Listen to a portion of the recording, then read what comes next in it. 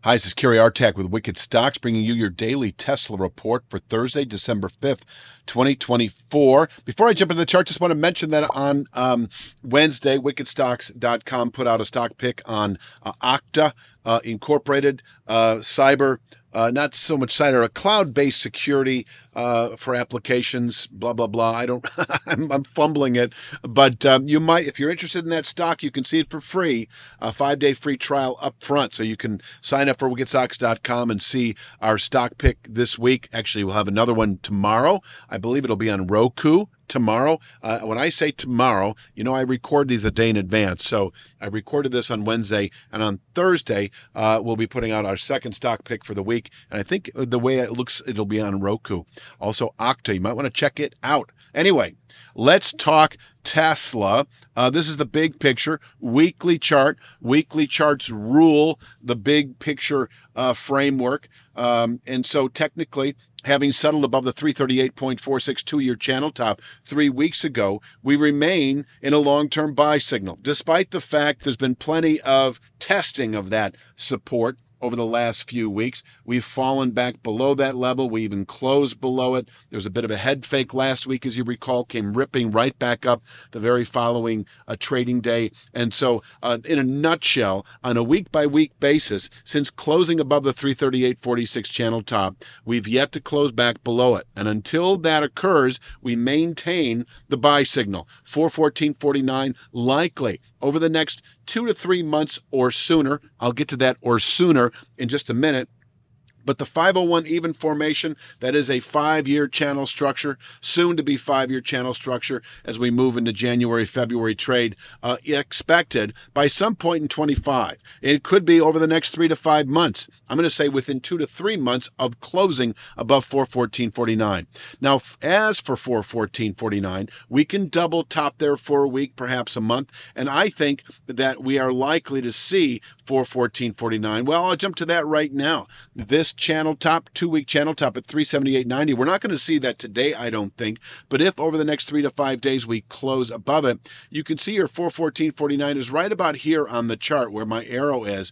And that would be within 1 to 2 weeks of closing above 378.90. So let's talk the upside today. Of course, I've got 338.46 to the downside, which I just showed. That is the 2-year channel top. We keep closing above on a weekly basis, maintaining a bullish posture as we move into the first quarter of next year.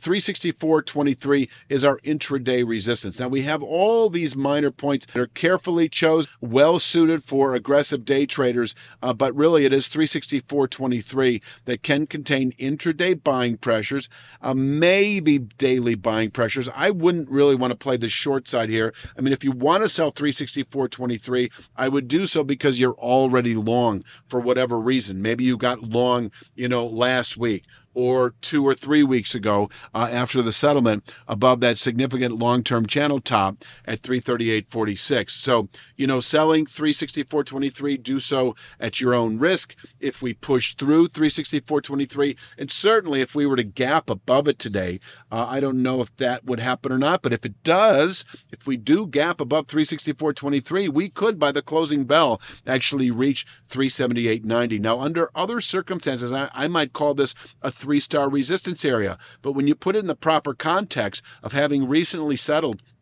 and still holding just above the 338.46 long-term channel top, I don't think one should sell 378.90 with expectations for a week or two of bearish rotation. I think we can get some hesitation up here, back off by that point in time to the 364.23 trend line, maybe on an intraday basis, but closing above 378.90, as I say, that 414.49 high, right about here on the chart, would be expected within a matter of 1 to 2 weeks at the most. So there is the scenario, of course, where we actually could test 414.49 by the end of December, where yes, we can double top on a day, on a week, possibly a month, but I do think the settlement above 338.46 is the sort of indication for much higher trade as we move through the first quarter of next year.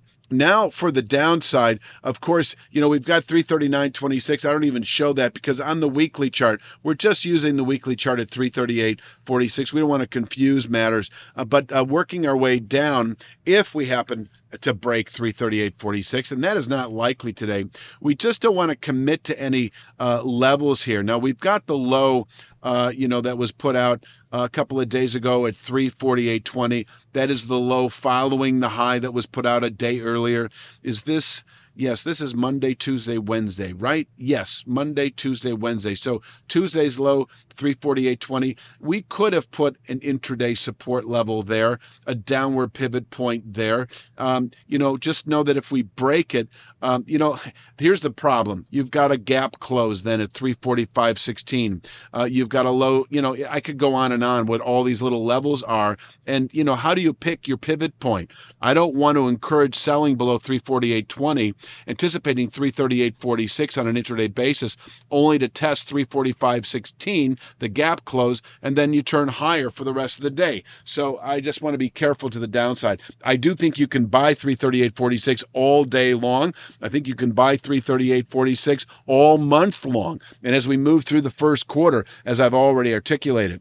Now, if at the end of the week, and I don't see this happening today, we do close below 338.46, that is a rejection of a classic long-term buy signal. And under that scenario, I would anticipate this red line. Now, we've got all these little levels mapped out on the way down that we continue monitoring and updating, but it is 277.87. I think that is the realistic 3 to 5 week objective if we were to close Friday back below 338.46. No good reason to stay long Tesla. And in fact, I think you can play the short side back into the upper 270s within 3 to 5 weeks of closing back below 338.46. But I don't see that happening. We've got, and the last thing I'm going to show you here, the Triple Q, NASDAQ 100 ETF. The NASDAQ 100 looks identical. We gapped above this channel top that happened actually on Wednesday.